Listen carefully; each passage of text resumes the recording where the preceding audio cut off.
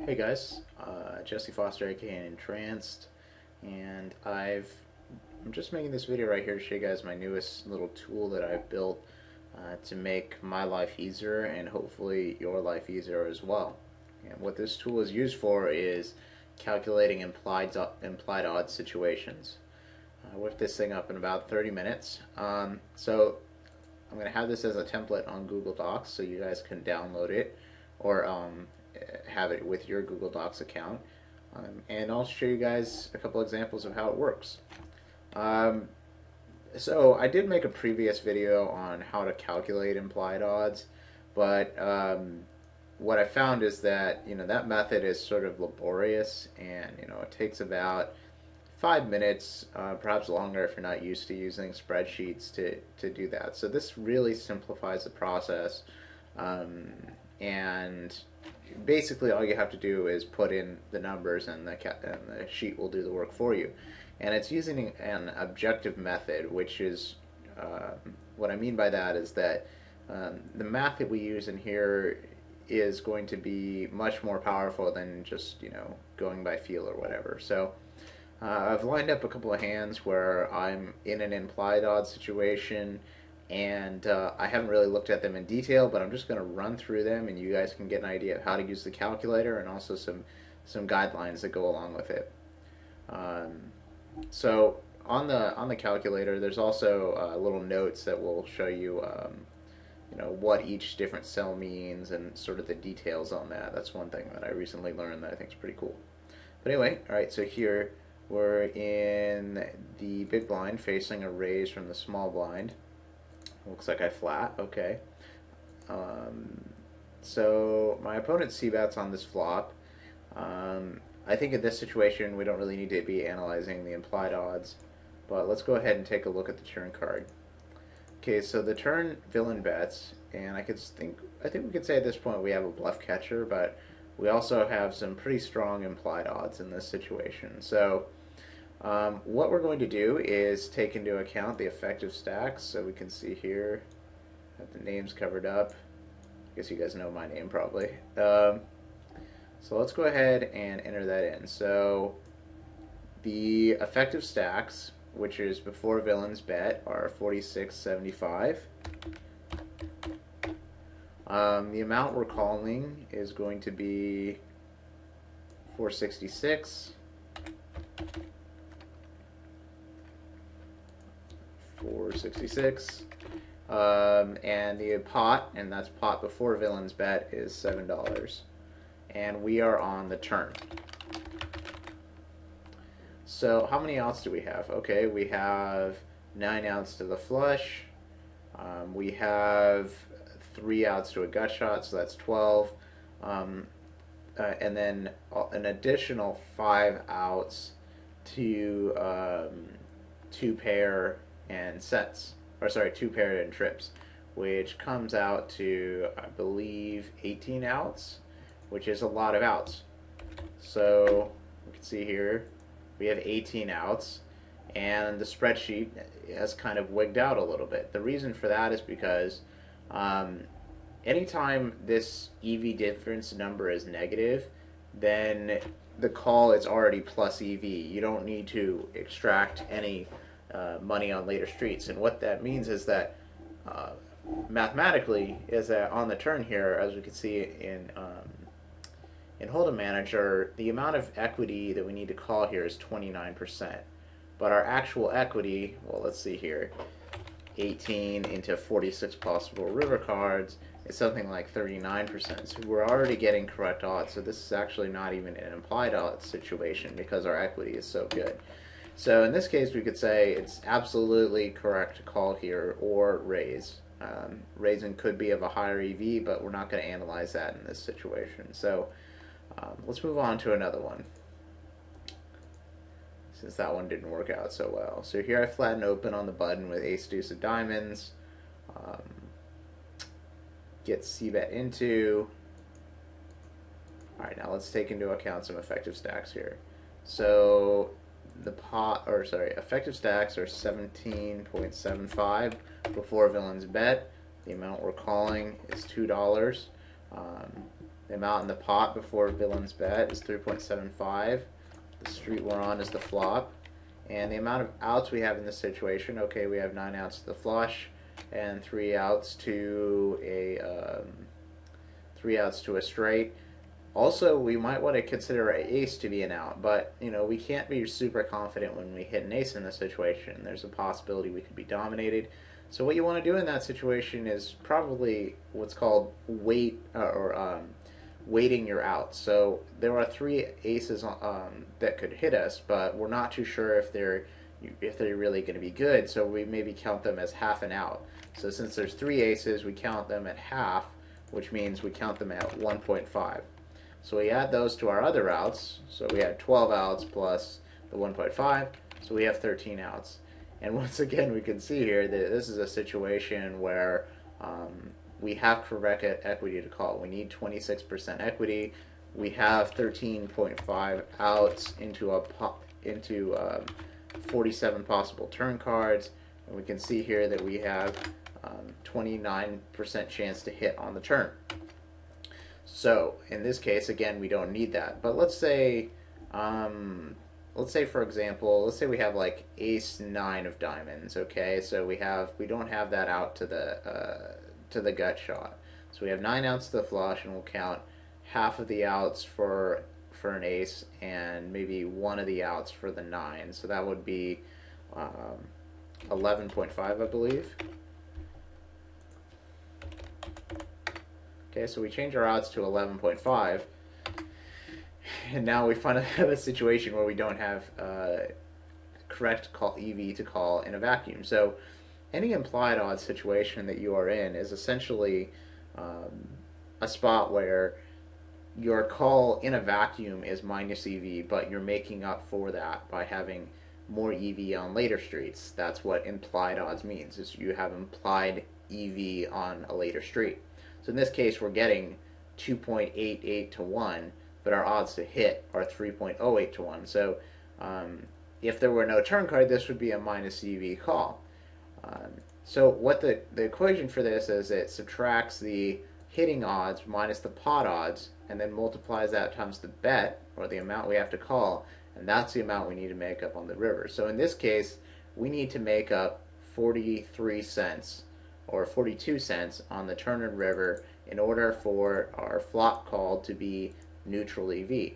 Now, in this case, that's pretty easy to do because we've got a pretty strong draw, and we're in position, and we have 2 streets left. So there's pretty much no doubt that we're going to be able to extract the amount that we need.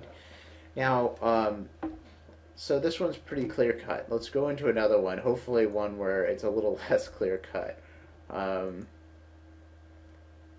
So here I flatten open on the button with ace 8 of diamonds. Alright, I face a c-bet on the flop. I think, the flop call, we'll just go ahead and skip that one and go straight to the turn call, because I think that's more interesting. So, okay, here we go. Let's move back one. Effective stacks before villains bet on the turn is 65. It doesn't really want to show it. Yeah, 65.63. So let's go ahead and enter that in. The amount we're calling on the turn. Oh wait, no, it's not. Yep. Sorry, guys. So the amount we're calling on the turn is 6.56. And the pot is 875. And we are on the turn. The amount of outs that we have. So in this situation, we have 9 outs to the flush. And we could also say that maybe an ace is, again, maybe we'll count it as half an out. Because some of the times when we hit an ace, we're still going to be beat. And some of the times, and when we hit an ace, our opponent will have hit an ace as well, a higher ace more likely. Now, there's a couple of things here, though. We can't really count 9 outs for the flush, because if the river is, say, a 9, it's going to be, we're not going to be able to extract much money on that river card. We're not going to be able to stack anything. We're not going to be able to stack a jack, obviously, because it's going to beat us. So I would say maybe we have 8 outs to the flush, and then 1 out to an ace. So let's say we have 9 outs total.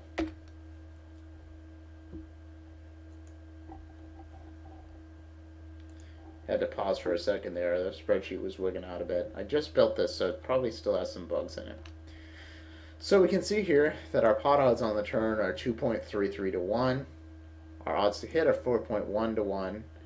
And the odds difference, so the difference between our hitting odds and our pot odds, is 1.78. That number multiplied by the amount we are calling is 11.66. So that's the amount of money that we have to make up on the river in order for the turn call to be neutral EV. So now we get kind of into the meat of these situations where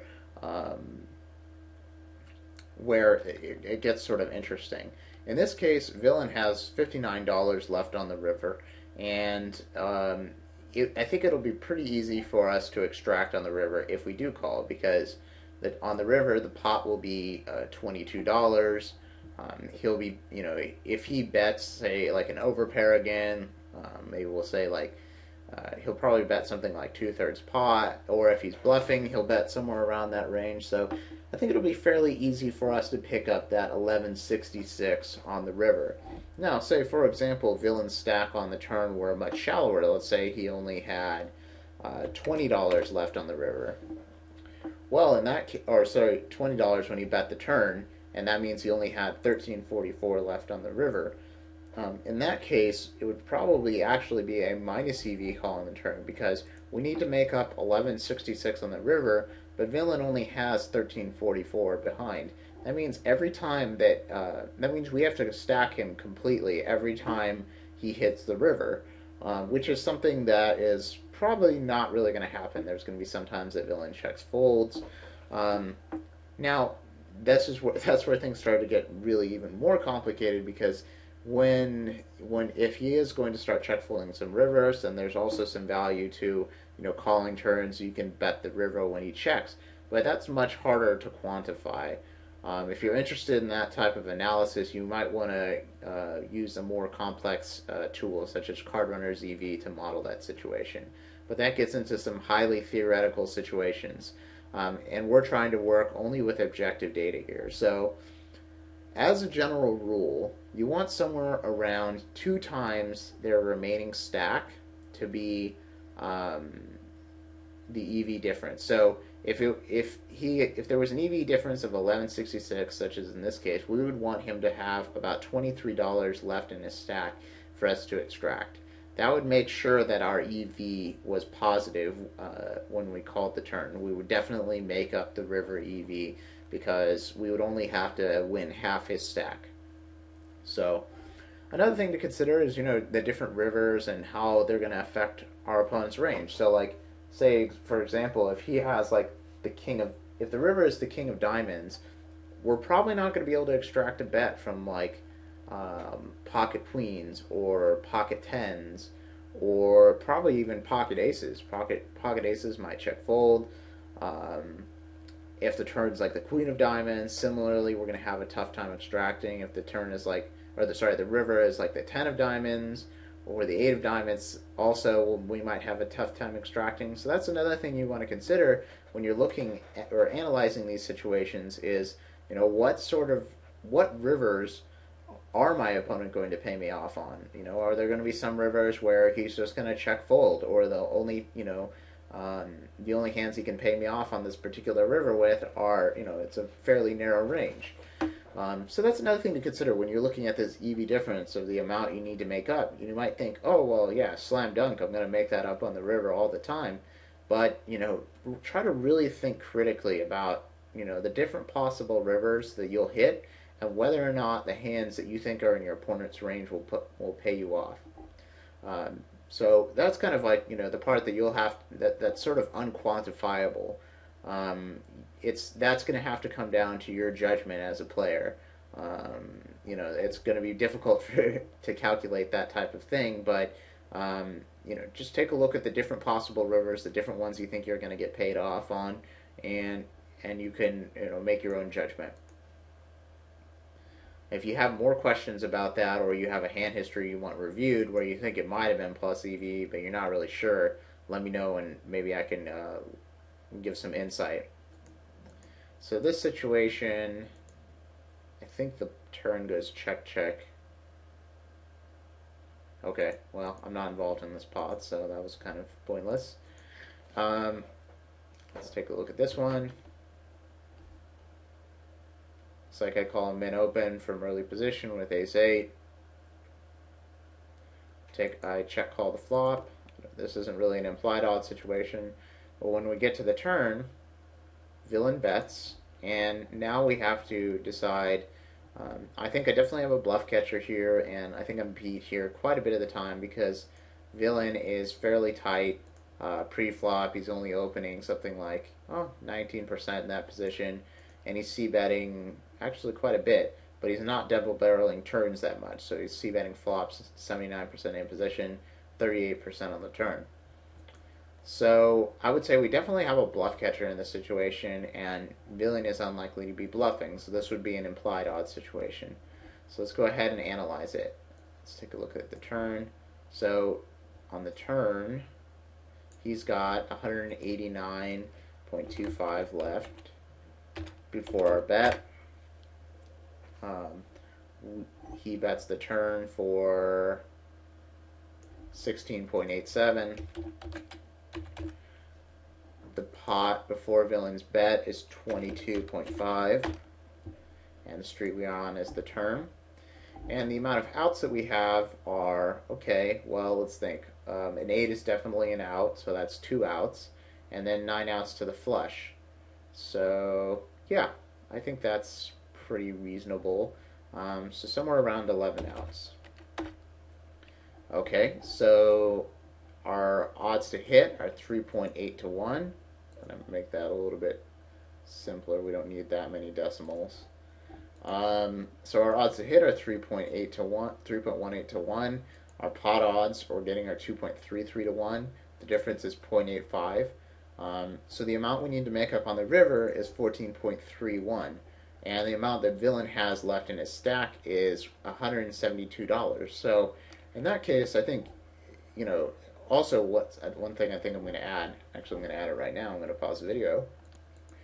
Okay, so I've just added a little cell here that will automatically calculate the pot on the next street. So the pot on the next street will be 56.24.